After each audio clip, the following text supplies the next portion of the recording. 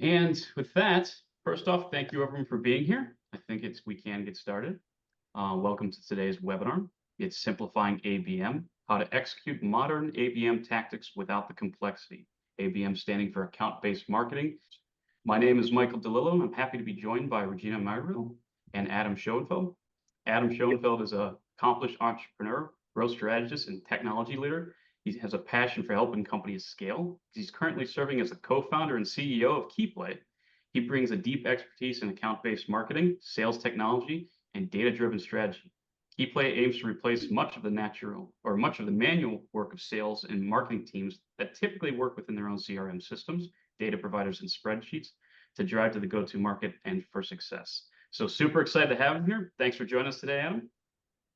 Thanks. Glad to be here. Sorry, everyone, that the picture was so zoomed in. And then we also have Regina. Regina Magaril is a seasoned marketing leader specializing in demand generation, digital strategy, and account-based marketing. She currently works as the head of revenue marketing at Mutiny. Mutiny helps B2B companies personalize and test their websites to convert more traffic.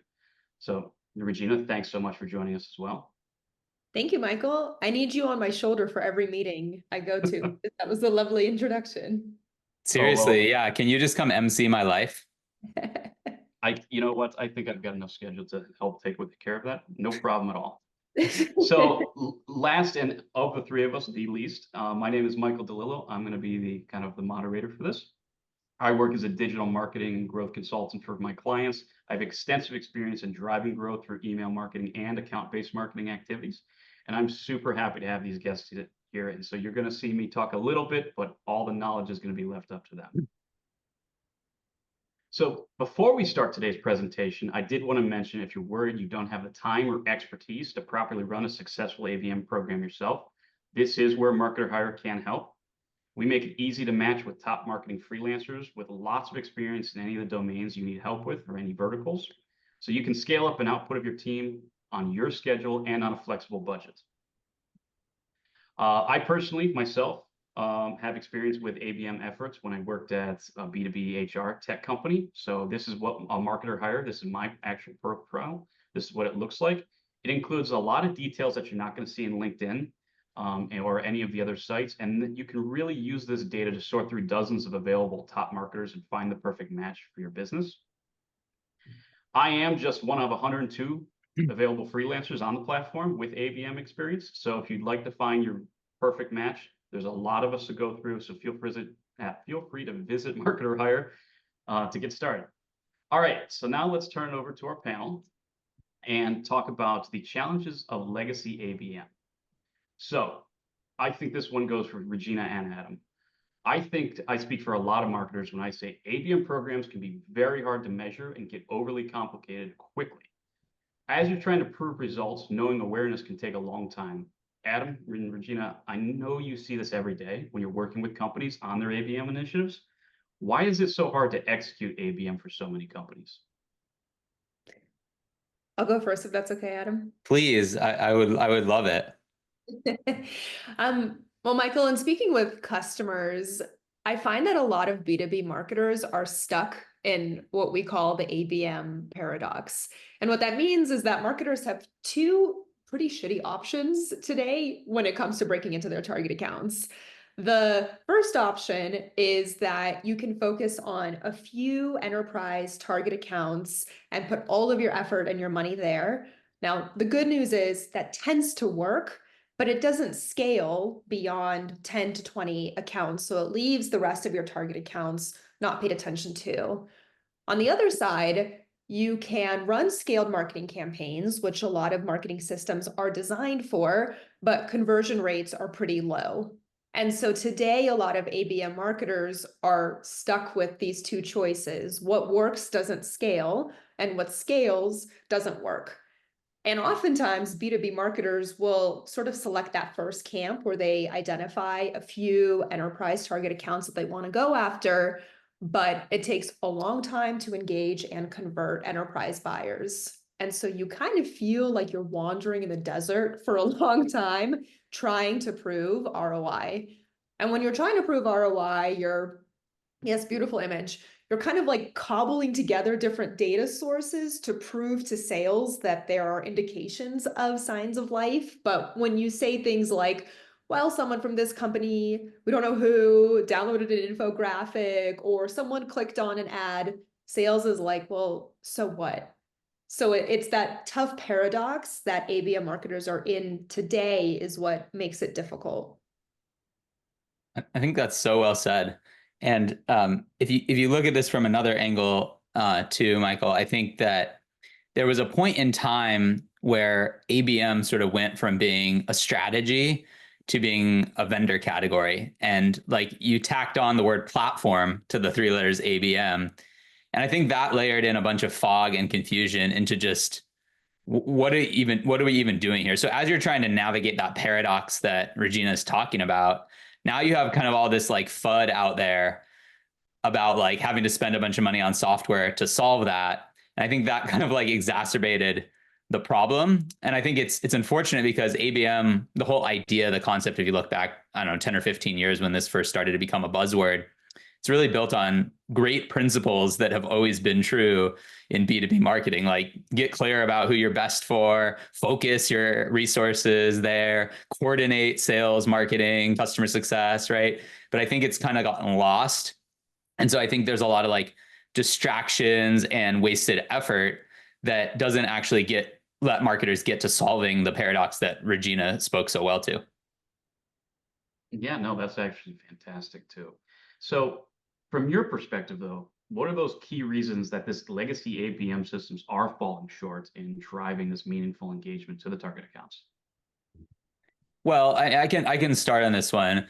I think the first thing there is that the system isn't the answer, right? Like the platform, the tool set. And look, I sell a product that's a piece of this whole strategy. But I would say that like you shouldn't really be thinking about this from a tools first perspective, which isn't like a breakthrough insight that I'm sharing on that goes for anything we do, right? We want to think about our problems and our strategies first, and then come up with the tools and tactics to support those. But it really got lost in ABM land, in ABM town. If you like this picture that I asked AI to generate for us, and I think there's just been a lot of like overselling and overbuying of those platforms. And so, you can come into a company as a marketer and you might have all this tech, and then you're sort of stuck trying to figure out how to make it work. But really, the fundamental thing is like the strategy, like who are we best for? What's the ICP? How are we going to engage them? How are we going to measure that, right? Putting those foundational elements in place. And then there's so many different ways you can go about the technologies and tools that isn't necessarily buying this like platform, this bundle of stuff. I think the second issue with the systems is that they're very intent centric, and intent means specifically this kind of topic based intent, which is measuring people on the internet consuming content. And that works really great in some cases, but it doesn't like solve all the problems. And so if that's the only mechanism you use to qualify an account, and then you hand that to sales is very confused, and that sort of lowers adoption and trust in the whole program. Okay, Regina, what about you? Plus one to all of that. I want to emphasize the sales partnership or the lack thereof, which is what makes your ABM strategy fall flat. I was speaking to a prospect recently, and I asked about like sales and marketing engagement, and they were like, "Oh, we don't talk to sales." And that to me seems a little crazy, because if you want the best research and insights, talk to your salespeople. It is the most invaluable information that you can get about your prospects to accelerate your ABM strategy. And the best part is it's free. This is a free resource for you. And so the absence of that alignment and that partnership, I think, makes a lot of scalable ABM strategies fall flat. That's actually an incredibly great point, Regina. I've seen that a lot in my own consulting, and that kind of is a great segue into the next question. So I'm going to just start with you on that one. ABM, everyone likes to talk about ABM legacy. We're talking about the challenges with it. What are some of those common mistakes that you see companies make when they try to scale ABM without a solid strategy in place? Yeah, I tend to see three pitfalls. The first one, and I know that Adam has a very strong opinion on this, is that if you're not crisp on your ICP, if you don't know exactly who you want to go after, your messaging will fall flat. The second is that if sales is off chasing a segment of accounts and marketing is off chasing a different segment of accounts, you don't get that 1+1=3 story. And so you're just being pulled in different directions without that tight partnership. And in the absence of knowing your ICP, in the absence of having a tight partnership with sales, it's tempting for B2B marketers to rely on AI to start spewing out personalized copy. But really what it's doing is personalized garbage that's faster and sent to more people. And so unintentionally, what we're doing without knowing our prospects and without knowing our ICP is we're training our prospects to ignore us. Those would be probably the 3 pitfalls I see today. Okay, and Adam, I know you've seen them. So what are some of the ones that you've seen? It's such a great point, Regina. I didn't know you were going to mention that last one about AI. I think it's so true because you're basically taking like, you're just still doing spray and pray, but you're just doing AI spray and pray. and so like, how does that solve anything? I'm worried about that, especially like right now with AI being hot as like being maybe some people's answer to this. Agree with what Regina said. I think I'd add another aspect that I see is if you treat the kind of account selection process as a one-time list building exercise, I think that's another pitfall. It really has to be a program. I say like an ICP program. You can call it whatever you want, but there needs to be iteration, feedback loops, improvement, and the accounts that you're going to target are going to change over time because your business is changing, they are changing. And so I think that's like really an imperative is to set it up as a program, have like iteration built in, have feedback loops, have testing. Don't just kind of like build a list and be like, okay, here you go, we're done. Like we did ABM, we have an account list, check that box.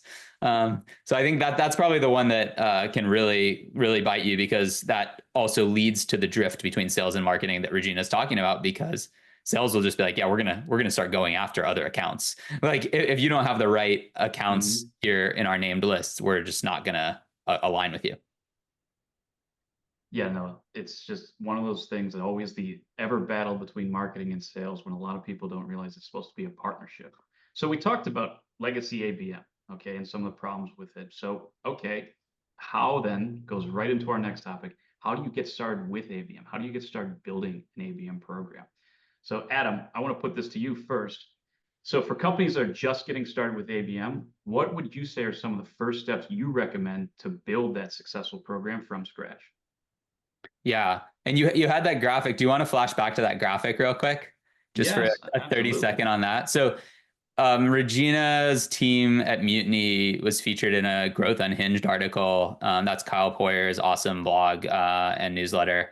And this was kind of how he framed it, right? Like the simplified ABM, account selection, account engagement, account measurement. These are some of the just concepts and tools within that. So I definitely encourage people to go check out that article because it goes in a little deeper. But this was sort of like, this is maybe a simple framework to think about account based is like, there's 3 aspects to it because it can get really complicated below this.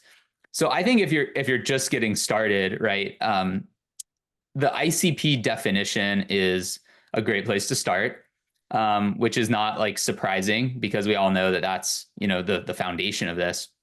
And I think about it in 2 pieces. First, you want to describe it. And so you want to be able to say very clearly, who are we best for?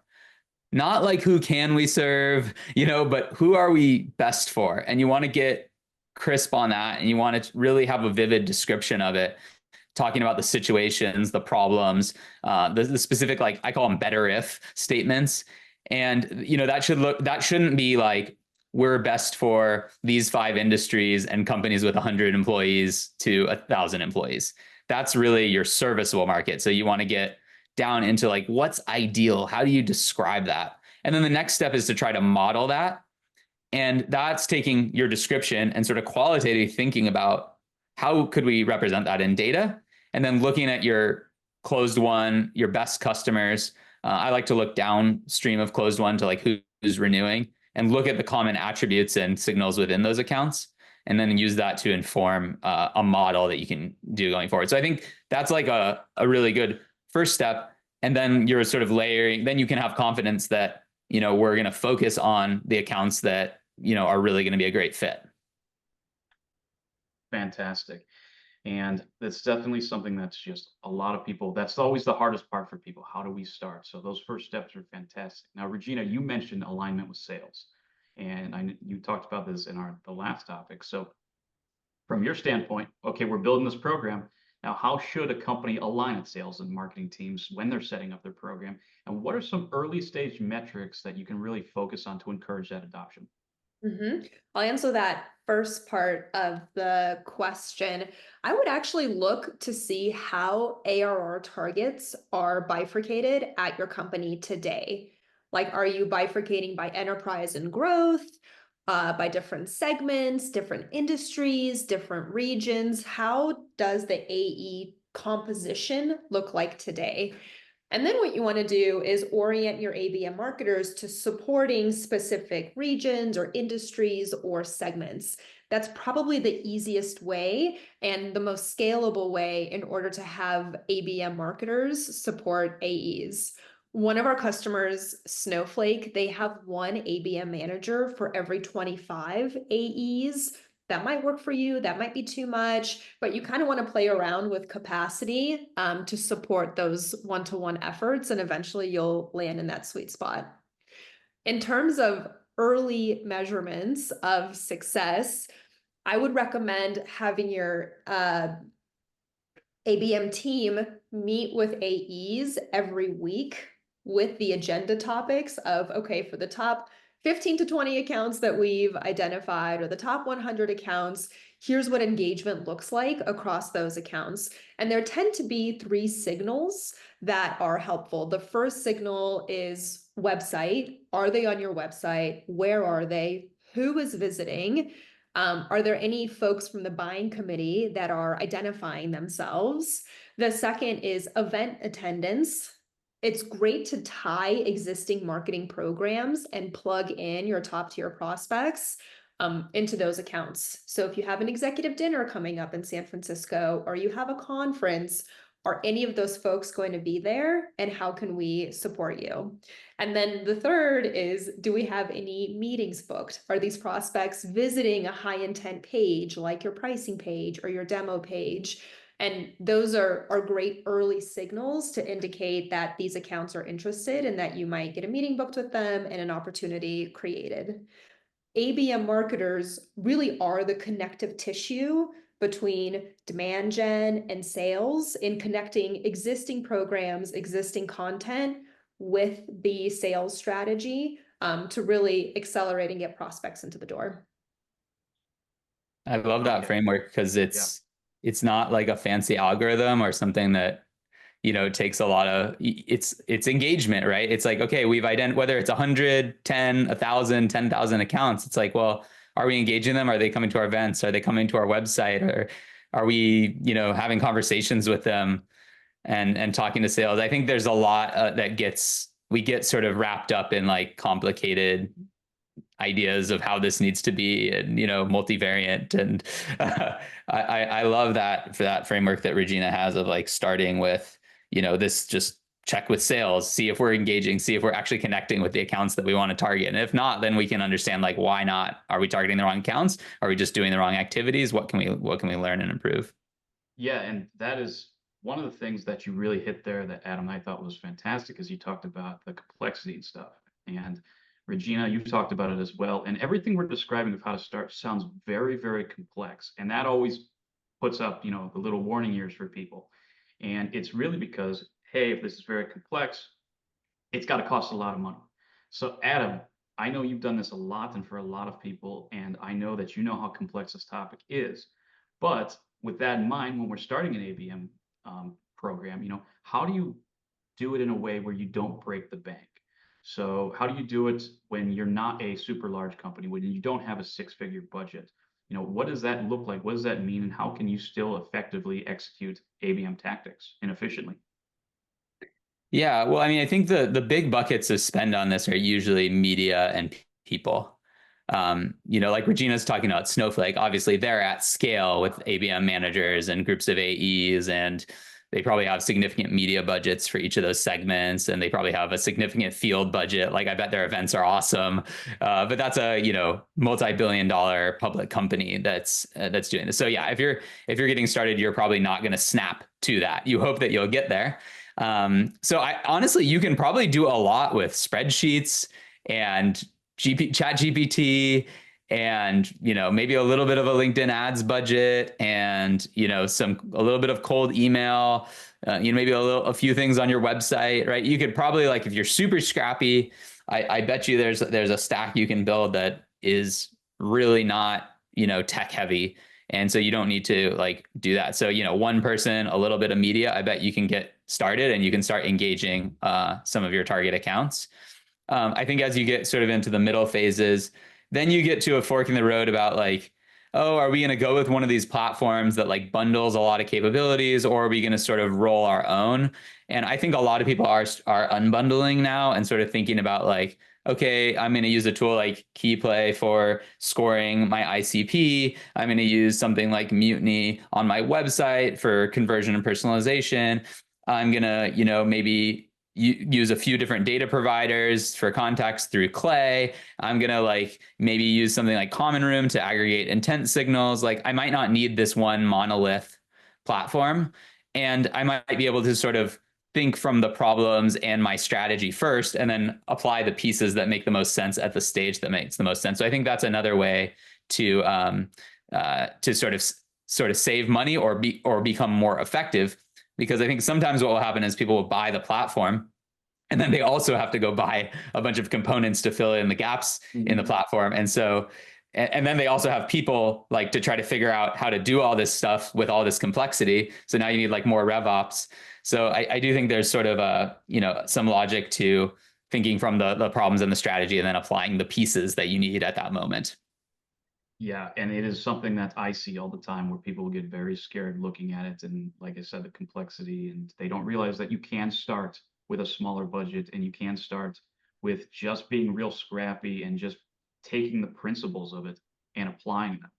And so we've been talking about, the legacy ABM, how that doesn't really work, how you would start your ABM, but, that's a lot of theory. So what I'd love to cover next is talking about how Mutiny defines its ICP and engages in accounts. And so, Regina, I know that you work with Adam to improve your own ABM strategy at Mutiny, and that's where you're at the head of revenue. Can you summarize what you guys have been working on together and what positive results it's been led to? Yeah. So I think if there's one thing that you get from this conversation is that defining your ICP is critical in maximizing marketing dollar and in making sure that ABM is a revenue generating program. And I would argue, and Adam, correct me if I'm wrong, that the work of very crisply defining your ICP by examining customer engagement, that falls on the company. Like that's probably not something that KeyPlay would be on point for, but we examined customers that didn't renew and why, and is there a pattern for customers that didn't renew, customers that did renew, or we even had an upsell. What were some of those common characteristics of customers that are successful versus customers that churned out? And then we define that for a few positive and negative signals, and then we plug that into KeyPlay. And one misstep that we made in the beginning is we had approximately 1 million positive signals and then 1 million negative signals. And so when we looked at our target account list, we were like, why did we call this person a tier A, or why is this a tier D? This is actually a fantastic account. So Adam's team really coached us to reduce the number of positive and negative signals so that you can very crisply identify who your top accounts are. And actually, Adam, I'm sorry to put you on the spot, but do you have best practices on like number of signals that you should have? I think it depends, because we see it with, maybe 10 things, depending on the weighting, and maybe 3 of those things really hold a lot of the weight. And then sometimes we see it where 30 or 40 or 50 things actually do contribute. If you're thinking, and let's just define this. So in our world, a signal is kind of like a true false question about a company when we think about a fit signal. And so it can can be that actually there are many contributing factors. But but what you're saying is absolutely true. There's a desire, I think, at the onset to just be like, oh yeah, that makes sense. That makes sense. That makes sense. That doesn't. And you just kind of like, you get so many things rather than starting with what you said, which is let's analyze our best customers. Let's analyze our DQ'd leads. Let's look at where there's really a sort of a difference in density of these factors. And we do some of that work with our customers, like during onboarding. But like you said, you have to kind of like do that analysis to really understand that. So yes, I think there's probably like a desire to have too many signals, but it can vary from like a small number to kind of like a medium-sized number. Yes. So that was our first mistake. The second mistake is we didn't refresh our target account list nearly enough when our ICP learnings were evolving. So what we shifted is now we're re-examining our target account list and those signals every quarter. And now we're at the point where we actually feel pretty good about our ICP definition, and we tend to have qualified prospects that come through. So now we might shift that to every other quarter. So you want to make sure that your target account list is living and breathing rather than static. Anyways, so once we define our tiered accounts, that becomes a Salesforce field. And then that is the genesis of how much time, attention, and money we spend on those accounts. Here's an example of what our ABM strategy looks like. So at the top, we have, I call them our tier A+ accounts. So these are the 20 accounts that AEs have defined that we think would be great logos for us, where there's a lot of expansion potential. And our head of ABM meets with every AE every week to be laser focused on engaging these top 20 accounts. Then we have our one-to-many, where we have our tier A and B accounts. And this is where we segment by campaign or industry or company size, or maybe their intent signals through 6sense. And we run some scaled campaigns through them. We also have our tier C and D accounts. We don't spend too much time and attention on these accounts because we don't want to sacrifice that for our tier A's and B's. But we run a few sponsored LinkedIn ads, and if they ever come in inbound, we're more than happy to talk to them. So having this crisp alignment driven through the signals that KeyPlay provides for us, that really helps us understand what accounts we want to stay focused on versus what accounts do we want to pay less attention to. And first off, I love the tiering, and I see really in that A+ tiering, you have the highly personalized experience. And, a lot of people, when they do like, hey, we want a personalized experience, they just say, hello, and then they dynamically put in a first name. But how do you truly create a highly personalized experience for those key accounts at Mutiny? Yeah. Don't just say like, hey, Adam, or hey, KeyPlay, and be like, all right, we personalized, we're done. I'd say that there's 3 segments that you want to look out for when it comes to personalizing a landing page. The first is your industry. And when you look at the industry, you want to think, okay, well, what are the pain points of that industry in general? And when you have an image on that specific microsite or landing page, can we tie an image that pertains to that industry? So if you have healthcare, maybe you have like a stock photo of doctors standing around, or financial services, a piggy bank, probably something better. And then you want to think about the company. What's in it for them? Who are they selling to? And then lastly, you want to think of the individual. And let me show you an example of that. Michael, I see you like flipping through the slides and you're like, which one is she talking about? But for individuals, you want to think, okay, well, what's in it for that particular person? Where are they in their career? So if I could screen share really quickly. Yeah. Here's an example of what a customized landing page can look like. So what we've done is we've taken the website image of this particular target account. We have a customized logo bar that shows relevant peer companies for them. And we've also thought about what we think that their tech stack is, and this is driven by KeyPlay.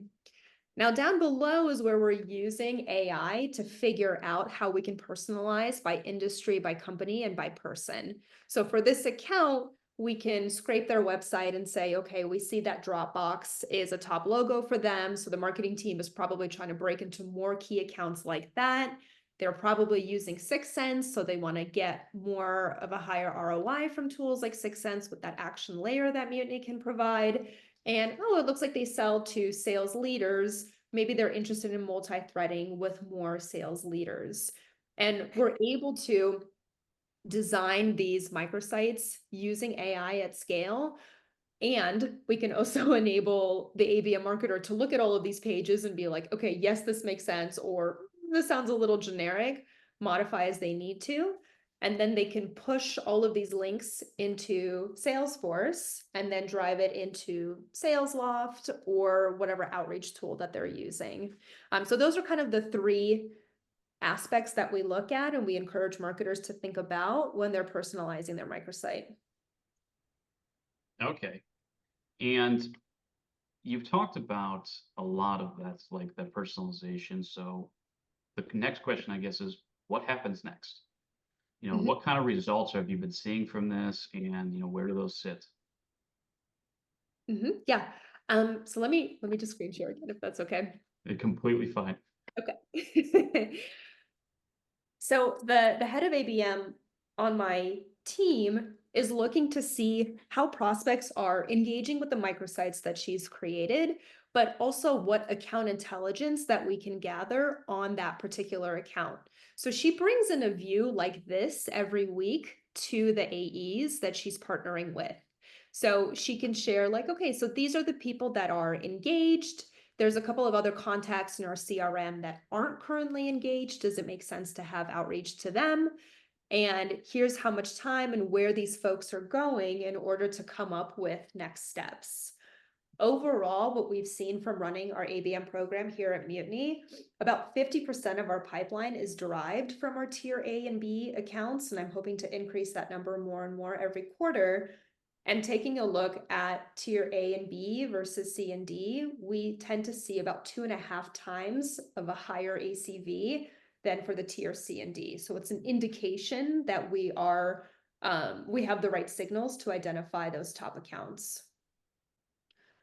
Overall in the industry, these are the stats that we see. When you focus on an ABM program, you tend to increase your ACV 170%.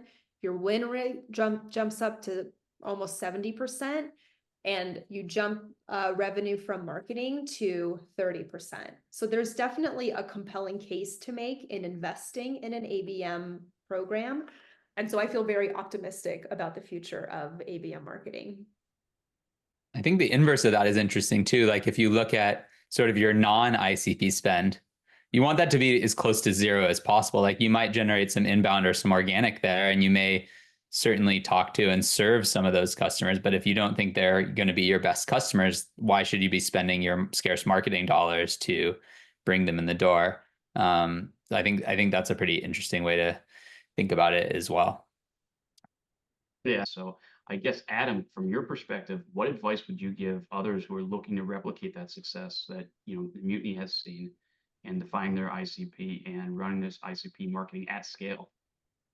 Well, do what Regina's doing there to get that focus, right? Get that clarity about who you're best for, get the focus, the tiering. Notice in her slide with the tiering that each of those had numbers on it. There wasn't something below that which was like rest of world. She didn't say, and I'm spending 40% of my budget on rest of world, right? It's like, it's all going to this. I know that the 20, and I'm going to rotate those out every quarter probably, or whatever that is, Regina. But I know these 20, I need to be like all over, getting them to dinners. These are my $1 million deals. I know that these 4,000, that's where I'm going to concentrate my spend, because they converted at, what was it, 2x ACV? And I can't remember your numbers, but it was a lot. So you wouldn't really want to do a lot of spend outside that. So, I'd say get that focus.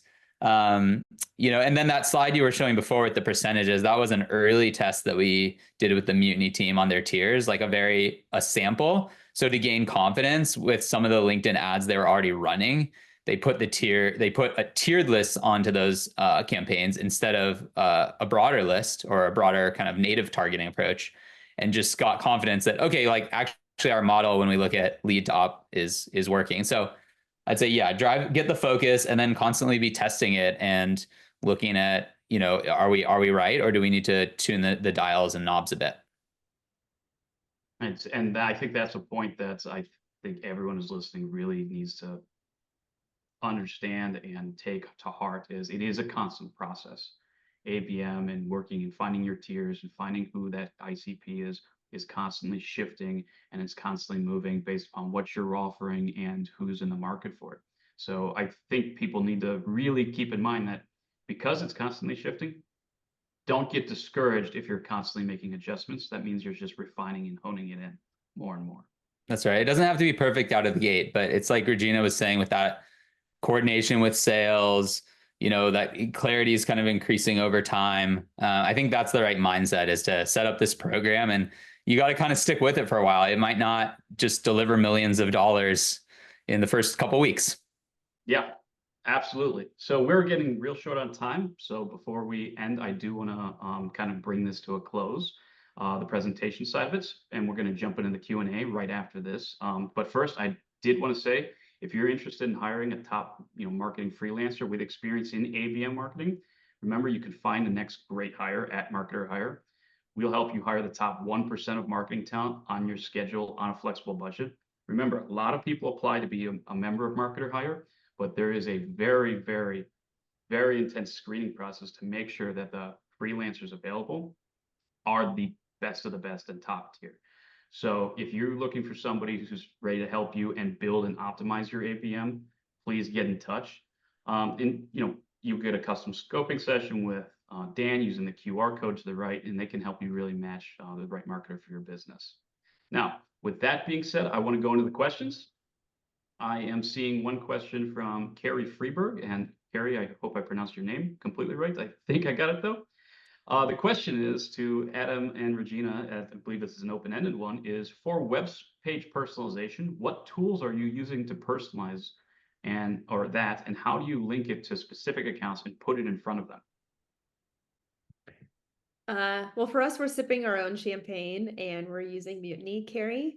The way that we are linking it to specific accounts is we have our key play tier A and B accounts identified in Salesforce, and in Mutiny, you can pull that in as a field and create a dynamic list right in Mutiny. Then you can create an experience like the one that I showed you for that microsite, and you personalize it based off of industry, company, or person components. So that's a fantastic question, Carrie. So another one that we have is, when does ABM not work? We talked a lot about how it does work, but when does it just not work for some people? I think there's probably certain scenarios where your who you can and should service is actually extremely broad, and it's not based on account factors. It's truly a prosumer scenario, right? Where your motion does not depend on actually identifying and selling to a particular account. I think that's probably the scenarios where it either doesn't work or it's a smaller part of your go-to-market, perhaps. Like you're really a PLG business and maybe you have a small enterprise team that does a little bit of this, but you're mostly spending your dollars on kind of self-serve prosumer motions.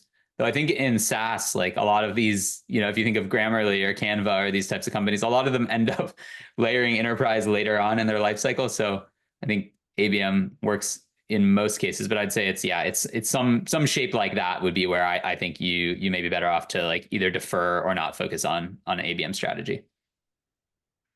Okay. And Marcus Cyrus has a very, very, I think it's a great piggyback to that question. And it is, at what point does one-to-one ABM just become sales? Like, is there a clear line or boundary between that?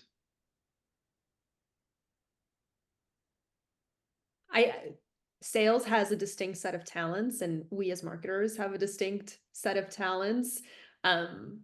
We wanted to present like a menu of options for our AEs. We were like noodling on that. We were like, what if we gave them a menu of like, we can do an event or we can do an ad? And that fell flat because the AEs were like, I don't care. Just get the person to book a call and I'll take care of the rest. That's so classic. Yeah. Mm-hmm. So we were like, okay, that's a good learning. Actually, we should be recommending what programs, what channels, what language, what imagery we should be using in order to articulate that prospect's problem and how we are the solution to that problem. So I would say all of the things that make us good as marketers will continue to be true and will amplify ABM programs. I would say that maybe like a more physical line is once that demo is booked, our AEs are like, we got it. Like you got the foot in the door. Now it's our job to get them to the finish line, and we refresh the net new accounts that we want to go after. That might work for you, or maybe your AEs need support all the way up until that deal is closed. One good conversation to have so that you kind of know. Mm-hmm. I always when I explain it, I always use the analogy of it's like going, the old-fashioned door-to-door sales of selling vacuum cleaners. Sales guy used to walk into a neighborhood and knock on every door trying to find the right people, and he got turned down all the time because most people aren't in the market for a vacuum cleaner. Account-based marketing, think of it as we send the sales guy into the neighborhood and we tell him exactly what doors of the people, or exactly what doors are looking for vacuum cleaners. So we don't necessarily go into the door or open the door or knock on the door in that way, but we point out exactly what door is the best for them. And Regina, I think you hit that really hard. I'm right on the nose. We are going a little short on time, but a few more questions though, and I think some real important one in what is the most important foundational step you would say to make sure your ABM strategy is successful? I mean, I think I've expressed my perspective of the clarity and of your ICP and treating that as a program, not a project. I think I'll just stay on that soapbox, but I think I've already made that point. Maybe Regina has an orthogonal take on it. I was going to say, define your ICP. Yeah. Don't skip that. Don't skip that step. You don't necessarily need to buy anything to do it, but you shouldn't skip that step for sure. Yeah. Also, be best with your sales team. That's a good one too. Okay, and then final question that I think before we've taken up a little bit more time than we said we would, but the final question is, what are some key ways to prove the ABM's value to the organization? How do you sell this internally? How do you say, hey, this is why we should move our marketing strategies to this? I'd say it's a blend of leading and lagging indicators. And if you're early in your ABM strategy, lean on the leading indicators a little bit more. So it's all about website engagement, event attendance, and the tight partnership between sales and marketing. Eventually, you'll get to the point once deals start coming in through the door where you can directly attribute the work that you're doing on the ABM program to revenue. So I would say that having those, the foundation of measurement becomes really important in proving the revenue generating impact of your ABM program.